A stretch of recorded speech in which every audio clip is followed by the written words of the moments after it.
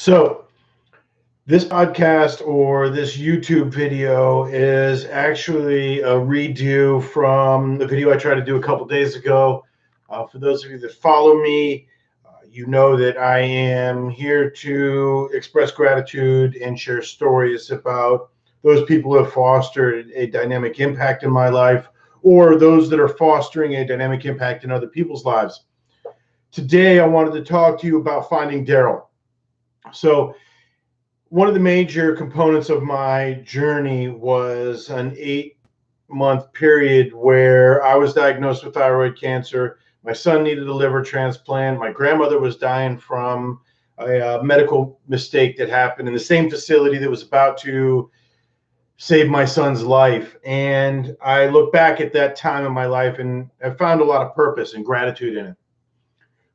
Inside of that experience was several things that happened that illustrated to me that there simply are no accidents. And one of them is Darrell.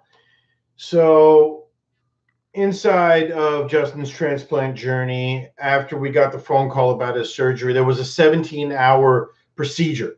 That procedure was where they took out his old liver, the bad one, replaced it with a donor liver, and that surgery took 17 hours. During the surgery, in the waiting room, I was doing just that, waiting, stressing, freaking out, trying to wonder what's happening, what to expect. And a dude walks by, touches me on the shoulder, and he's like, "Oh, don't worry, it's just a liver." And at first, I was like, "What?" Now, in the story, the further I get along from when it actually happened, and when I tell the story, this guy, Darrell, ends up bigger and bigger and bigger. The point is, when he tapped me on the shoulder, I jumped up. I was like, "What?" He's like, "Oh, my daughter's here having 3 organs transplanted." Now, looking back, I'm able to see that that was one of the times that God or the universe, whatever it is you believe in, does what it does and put things and people around me to remind me that things could always be worse. I didn't realize it at the time, but we got to talking, and his daughter was there having 3 organs transplanted. He was from Texas, and it was like a perspective changer, right? I can't be too pissed off that I have to drive 35 minutes back and forth from school and work and life to be at the hospital every day. Well, this guy can't ever leave. If you're from another state and you bring your kid in with a critical illness, you're stuck in like a prison. You can't leave when you want. You can't eat when you want. You can't do what you want. You can't go where you want. You are literally stuck. So time goes on, and Justin's transplant was successful, but there was a problem in his stomach. He had pain. And when your kid has pain after a liver transplant, you're going to do anything you can to make sure that you find out what the cause is and take your kid out of pain. We couldn't find an answer. Eventually, we found a doctor in Texas and in Dallas. And at that particular time, through all the chaos, my son's mom and I had broken up. She had her job. I had mine. I had a landscaping company at the time, and I remember digging, and it was a Friday afternoon, and my son's mom calls me and says, "I found a doctor that can see Justin. He's in Dallas. We got to be there Monday." So things start going through my head. I got to finish up the job. I got to tell the customer that I'm going to be gone. I need to go home, pack, clean. I need to figure out if I'm going to eat, shower, all of the decisions, all of the choices. The traffic lights. Am I going to blow through this light because I'm in a rush? Am I going to slow down?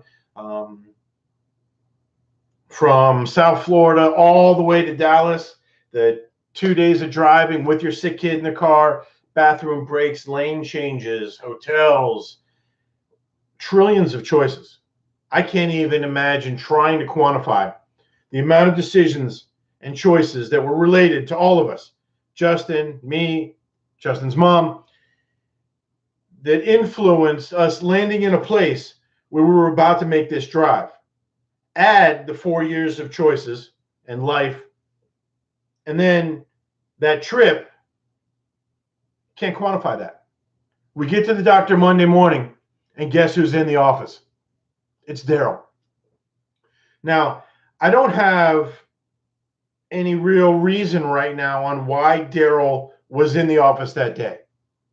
Going through any kind of real emotional trauma is no different than going through any real physical trauma. It puts you into a state of post-traumatic stress where you're not really identifying what's around you because your body's in this sort of surreal bubble. So I wasn't wise enough at the time to even ask for contact information or to even check in on them. Oh, hey, what are the chances? But I am now. And I'm trying to find him. The problem is you can't just look up someone in Texas and say, hey, this guy had a daughter, the liver transplant or multi-organ transplant around 2003. Anybody know who he is? But I want to find him. I want to express to him how wonderful and purposeful I think it is that we bumped into each other those two particular times. I want to express to him how he is such a shining example of how there can't be any accidents, trillions and trillions of decisions. And this guy's in Dallas on that Monday morning after being in Miami on that particular day. Forget about the organ donation part.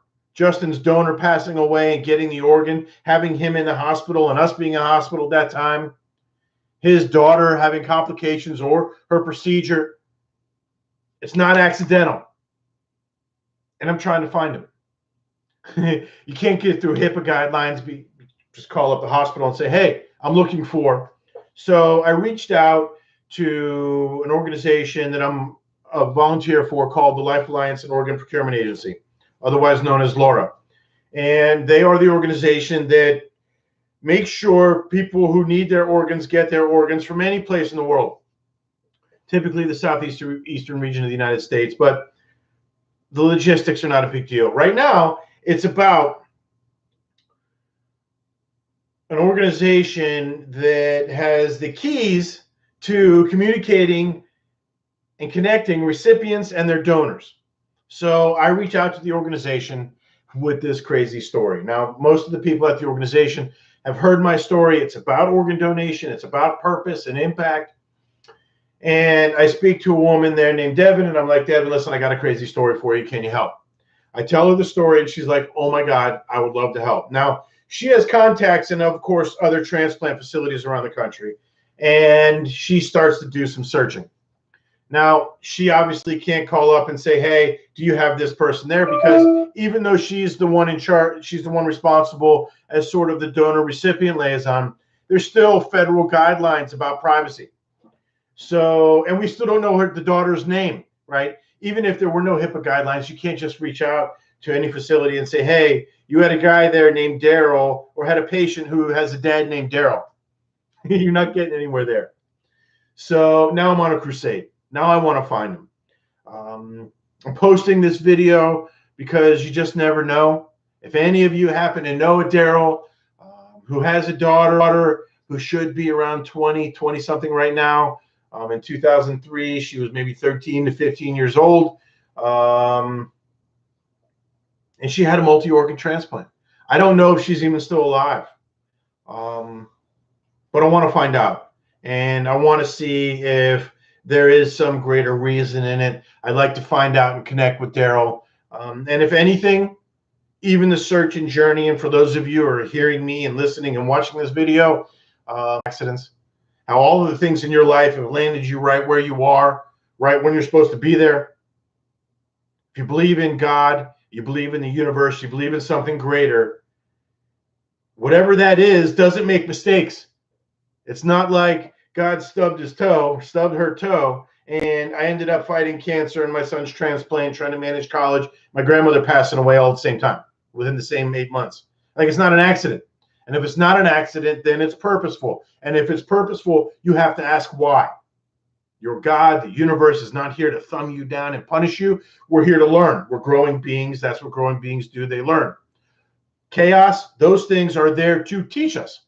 So your job is to try to stay grounded enough to pay attention to the reminders that things could always be worse, that things in your life will get better. With that said, I'm going to wish you a great day. Please share this video. I'd love to find Darrell. Any of you living in the Dallas area happen to know a guy named Darrell with a daughter with a bunch of organ transplant, reach out, send him this video. Stay grateful. Have a good day.